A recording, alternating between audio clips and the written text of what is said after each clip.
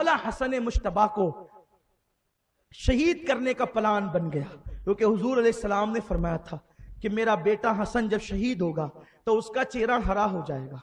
बड़ी बातें हैं, इस पर बहुत तफसील है, लेकिन उसका जिक्र नहीं, क्योंकि यजीद पलीद मलऊन को यह खबर थी कि इस पर दस्तखत कर चुके हैं मेरे बाबा कि मेरे बाद इमाम हसन खलीफा होंगे, तो इनके बाद ही ना होने पाए, इनकी जिंदगी में एक किस्सा तमाम हो जाए।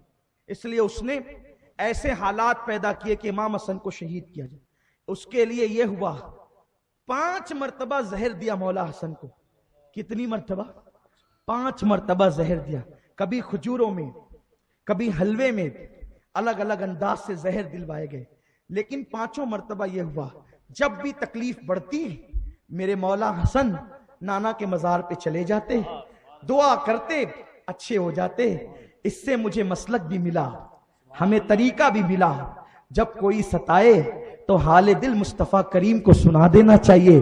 जब वो करम कर देते हैं तो बेड़ा पार हो जाता है। इसीलिए तो हमारे इमाम कहते हैं ना, बड़े मजे में कहते हैं, अपने दिल का है उन्हीं से आराम, सौंपे हैं अपने उन्हीं को सब काम। लौ लगी है कि अब इस दर के गुलाम चारे दर्द रजा करते हैं।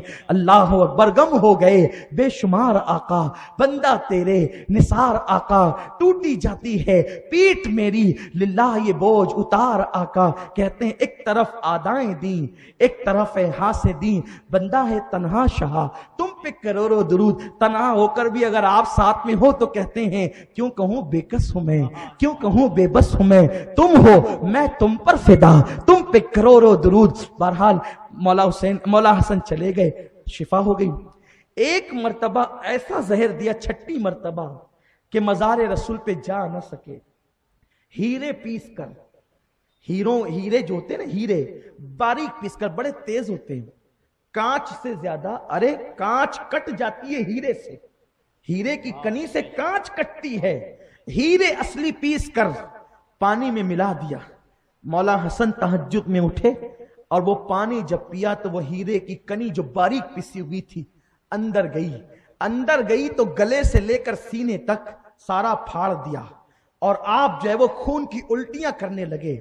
ज़हरा के बड़े साहबजादे मेरे आका व मौला हसन मुश्तबा, जिसका झूला झुलाने जिब्रील आते थे, जिसको मेरे रसूल अपनी गोद में बिठाते थे, जिसको अपने कंधे पर बिठाते थे, जिसको अपना लुआब चुसाते थे, इमाम हुसैन का पीरो मुक्तदा, इमाम हसन मुश्तबा के वो अतड़ियां कटने लगी और कट कट के मुंह के रास्ते उल्टी के जरिए से आते कट कट के टुकड़े टुकड़े होकर के गिरने लगी। उस वक्त आपने फरमाया मेरे भाई हुसैन को बुलाओ। मौला हुसैन आए, देखा रह न गया, इसलिए कि मेरे माँ जाए का क्या हाल हो गया। उस वक्त आपने फरमाया भैया ये क्या है? तब आपने कहा भाई हुसैन देखते हो मेरा चेहरा कैसा है? तो उस वक्त कहा भाई आपका चेहरा हरा हो गया। कहा नाना की हदीस याद आई, ना फरमाया था नाना ने कि मेरा हसन जब दुनिया से जाएगा तो उसका चेहरा हरा हो जाएगा, हुसैन जाएगा तो उसका चेहरा सुर्ख हो जाएगा। भाई हुसैन मेरा चेहरा हरा हो गया है, अब मेरे लिए वक्त की घड़ियां कम बची है, अब मैं रब की बारगाह की तरफ जाने वाला हूं। और आप इस तरीके से, बड़ी तकलीफ और बड़ी शिद्दत थी, उसी आलम में आपने दुनिया से कूच फरमाया।